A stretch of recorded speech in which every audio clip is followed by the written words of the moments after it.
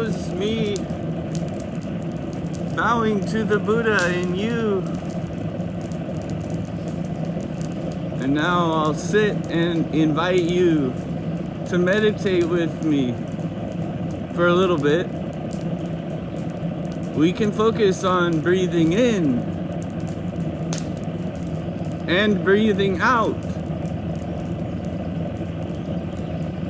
again and again. And it will be better, not worse, for us to do so.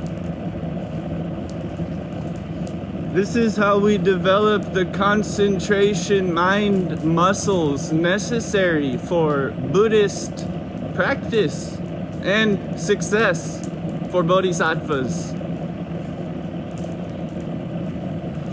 You don't have to twist up your legs,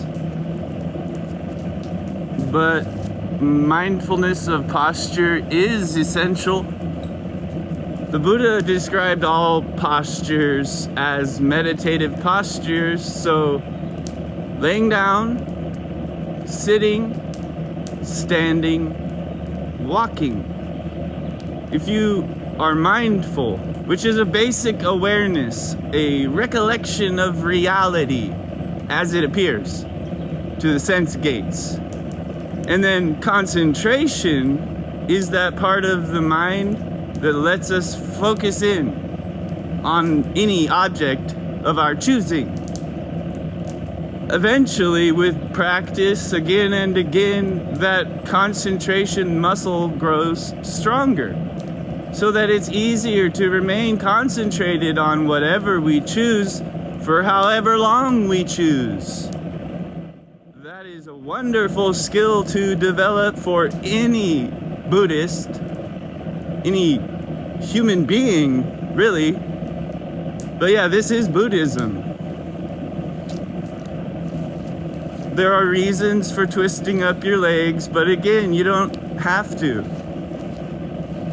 One of the reasons for me that I like to twist up my legs in this full lotus vajra posture is because I can sit anywhere now, easily. I can sit in the forest. I can sit on a street. Rocks and sticks won't poke my feet. That was a poem. I just made it up. I can sit in the forest. I can sit in the street. Rocks and thorns will not poke my feet. But bring awareness to posture. And then fix awareness, attention on breathing in and breathing out with vigilance. Vigilance is another special part of the mind described by our teacher, our teachings. Vigilance is like a kind of meta-mindfulness. So with these three, mindfulness, basic recollection, the ability to fix attention, concentration, and vigilance, which is the mind which watches the mind to make sure the mind is mindful and concentrated.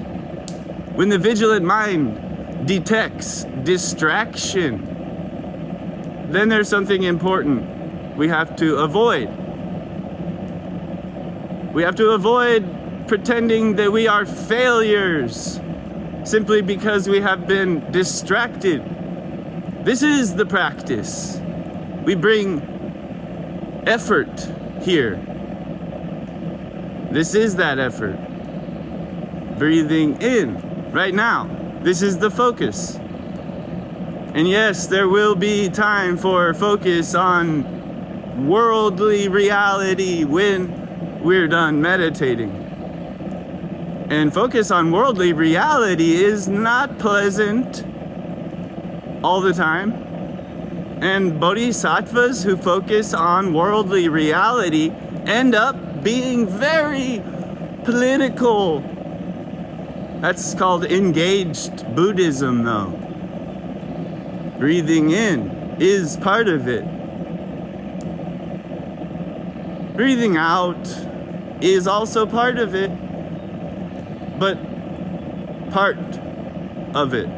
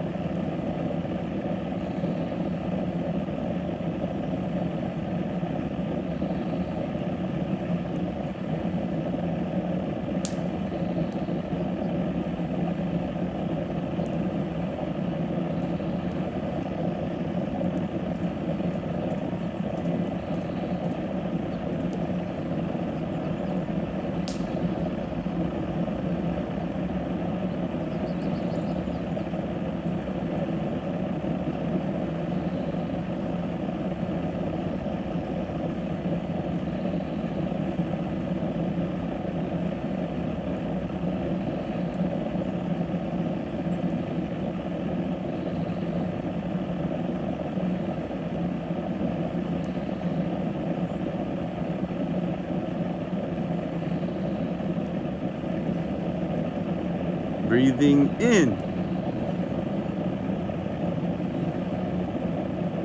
Breathing out.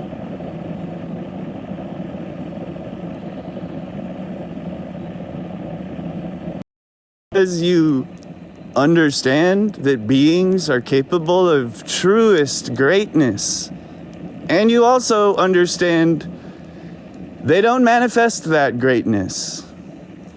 This is our teaching on Tathagata Garbha, Buddha nature, Tathagata womb. Beings are capable of not being basic dicks, and they fail. I don't hate, but yeah, they fail. Me too. I've failed so many fucking times. But like, I can also acknowledge the failure around me. No ill will, only love. Love compels me to say something because, like I was just saying, I've been watching like 1 million people over the past 10 years closely. As the world has been unfolding, I've been seeing lots of fucking spiritual bypassing from those who call themselves Buddhist, who look like me, white people. Thank you, Jen. Hello. I'm trying to get my little machete back into the holder I got. But that's what inspired this little rambling session, is that little machete. And Mahamati Bodhisattva, who most people don't know today, and so I feel like I should probably try to explain. Mahamati is the main character of the Lankavatara Sutra, which is at the center of what we are now calling Zen. But yes, in historical reality, some anti-intellectualist trends did develop and obscure the Dharma. Now it's our turn to fucking clear that away. No more anti-intellectualism. Intellect is just a tool. It's called manovinyana in our teaching, and Buddhists train in its skillful use. That would be awesome, Jen, if you're ever in the Pacific Northwest. I don't know where you are, but yeah.